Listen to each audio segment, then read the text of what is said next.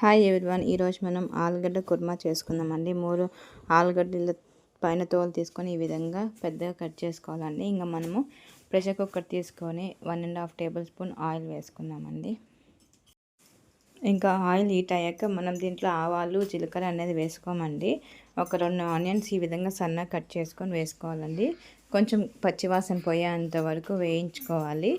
వేయించుకున్న తర్వాత మనము కరివేపాకు తగినంత వేసుకుందాము. ఇంకా పచ్చిమిరపకాయ కూడా ఒకటి వేసుకుందామండి. అది మీ ఆప్షన్, నేనైతే వేయలేదు పచ్చిమిరపకాయ కూడా. ఇంకా ఇవన్నీ బాగా వేగినాక ఒక 2 టమాటాలు మాగినోటి ఈ విధంగా సన్నగా కట్ చేసుకొని వేసుకోండి. టమాటా అనేది బాగా మెత్తగా అయిపోవాలండి. ఇంకా అంతలోపు మనం మసాలా చేసుకుందాం. కొంచెము తగినంత జీడిపప్పు వేసుకుందామండి. ఒక 4-5 తగిన తెల్లగడ్డలు ఒక 4-5 వేసుకున్నాము. ధనియాలు ఉంటే 1 టేబుల్ స్పూను, లేదంటే పొడి అయినా 1 టేబుల్ స్పూను.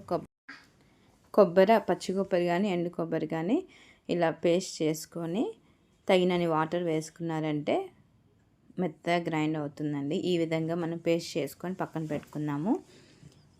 ఇప్పుడు చూడండి, పేస్ట్ అనేది మెత్తగా అయిపోయింది. ఇప్పుడు మనం టమాటా మెత్తగా ఉడికిపోయింది కదా. ఇప్పుడు మనము పేస్ట్ అనేది వేసుకునేసామండి. మెత్తగా అయిపోయిందని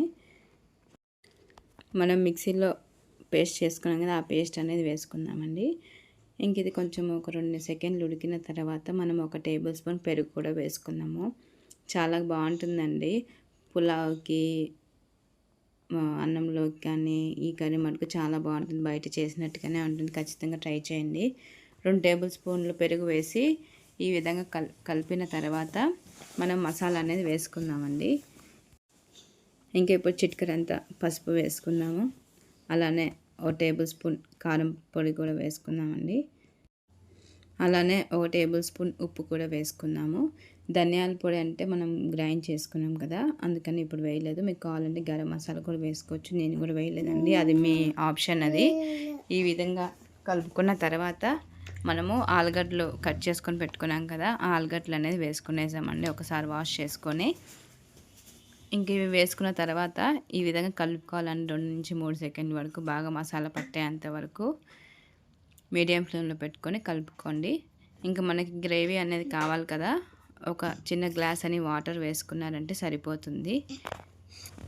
ఇప్పుడు మనము మిక్సీలో గ్రైండ్ చేసాం కదా, దాంట్లో కొంచెం మసాలా ఉంటుంది కదా, తగినన్ని వాటర్ వేసి ఆ మిక్సీ గిన్నెలో ఆ వాటర్ వేసుకున్న తర్వాత ఒక చిన్న గ్లాస్ అని వాటర్ వేసుకునండి. ఇప్పుడు మనము మీకు గ్రేవీ ఎక్కువ కావాలనుకుంటే కొంచెం గ్లాస్ వాటర్ ఎక్కువ వేసుకోండి, తక్కువ కావాలంటే తక్కువ వేసుకోండి. ఈ విధంగా ఉంటే సరిపోతుంది. ఉప్పు కారం సరిపోయేలేవో చూసుకోండి. ఇప్పుడు మనము విజిల్ పెట్టేసుకుందాము. మీడియం ఫ్లేమ్లో 2-3 విజిల్ వస్తే సరిపోతుందండి. బాగా మెత్తగా ఉడికిపోతుంది ఆలుగడ్డ అనేది. ఈ విధంగా విజిల్ వచ్చేసాయంటే 2-3 విజిల్ వస్తే సరిపోతుందండి. స్టవ్ ఆఫ్ చేసుకున్న తర్వాత చల్లారిన తర్వాత విజిల్ తీసుకొని చూడండి.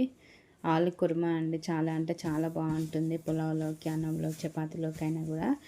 ఇప్పుడు తగినంత కొత్తిమీర వేసుకొని మీడియం ఫ్లేమ్లో 2 సెకండ్లు ఉడికించుకున్నారంటే చాలా బాగుంటుందండి. మీకు కావాలంటే పుదీనా కూడా కొంచెం వేసుకుంటే బాగుంటుందండి. చూడండి, నేను కొత్తిమీర వేసుకొని కొంచెం ఒక 2 సెకండ్లు ఉడికించుకుంటున్నాను. ఉప్పు కారం సరిపోయలేదో చూసుకోండి. ఎంతో రుచికరమైన ఆలుగడ్డ కూర అండి, పులావ్లోకి చాలా బాగుంటుంది. ఖచ్చితంగా ట్రై చేయండి. బాస్మతి వేసుకొని రైస్ చేసుకొని ఈ విధంగా కర్రీ చేసుకున్నాను. చాలా అంటే చాలా బాగుంటుంది. ఖచ్చితంగా మా వీడియో చూస్తూ కర్రీ చేసుకొని ఫస్ట్ టైం చేసే వాళ్ళకి చాలా బాగా వస్తుంది. ఎంతో రుచికరమైన ఆలు కుర్మాని like and subscribe my channel. Thank you.